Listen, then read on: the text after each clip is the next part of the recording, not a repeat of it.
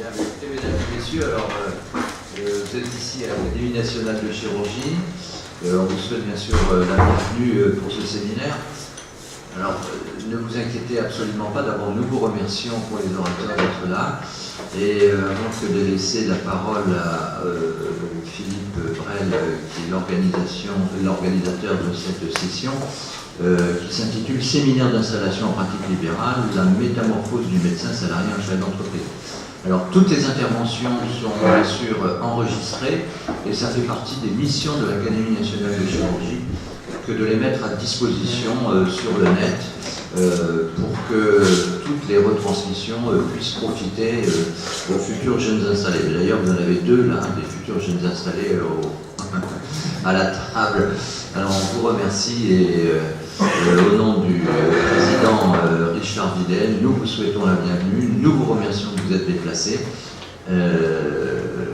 Et encore une fois, tout ceci donc, est enregistré et sera à la disposition sur le site internet pour tous ceux qui veulent y accéder. On a de nombreux accès qui sont contrôlés, ne vous inquiétez pas. Et maintenant, je passe la parole à l'organisateur, mon cher Philippe. Merci beaucoup. Henri, effectivement, nous sommes deux jeunes installés. Je dirais plutôt que c'est après presque 35 ans d'activité libérale qui a coexisté avec une activité hospitalière que je me suis rendu compte qu'il fallait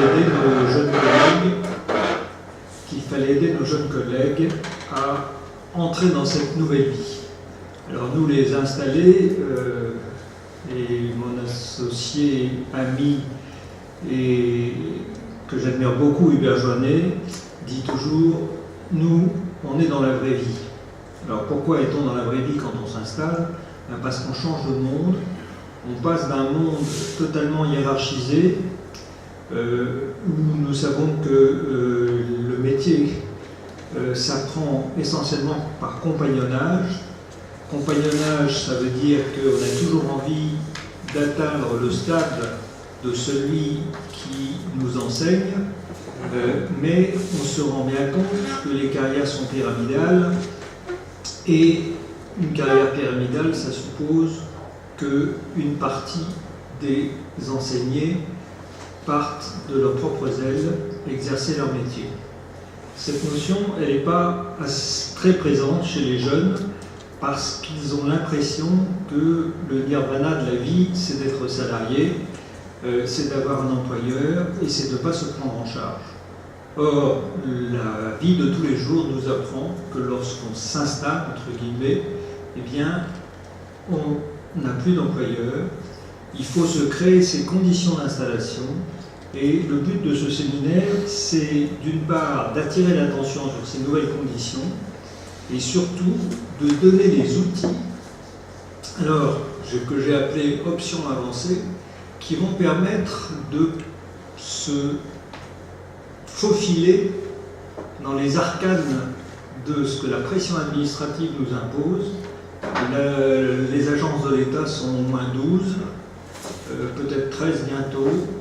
Elles nous pressurent de partout et si on ne sait pas savoir ce qu'elles veulent, si on ne se conforme pas à leurs exigences et surtout si on ne gère pas soi-même la façon de naviguer, eh bien le médecin, 56% aux dernières statistiques, peut passer dans le burn-out. Le point fondamental de ce changement de paradigme entre l'exercice hospitalier qui nous a tout appris et qu'il faut absolument conserver, c'est le point d'atteinte de la responsabilité personnelle. C'est pour ça que j'accueille Maître Laccueil qui se présente, et il va se présenter lui-même comme un avocat de chirurgien, et dans l'augmentation de la judiciarisation de la société, l'avocat de chirurgien prend une importance majeure aux côtés de l'assureur.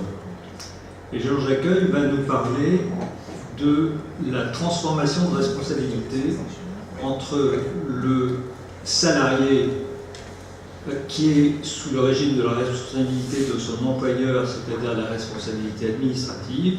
C'est l'hôpital qui est responsable, sauf pour quelques exceptions. Alors que le professionnel libéral indépendant, quelle que soit la structure dans laquelle il exerce, même s'il exerce en société, atteint une responsabilité personnelle, civile, pénale, ordinale, réglementaire. Donc, maître d'accueil, je vous donne la parole.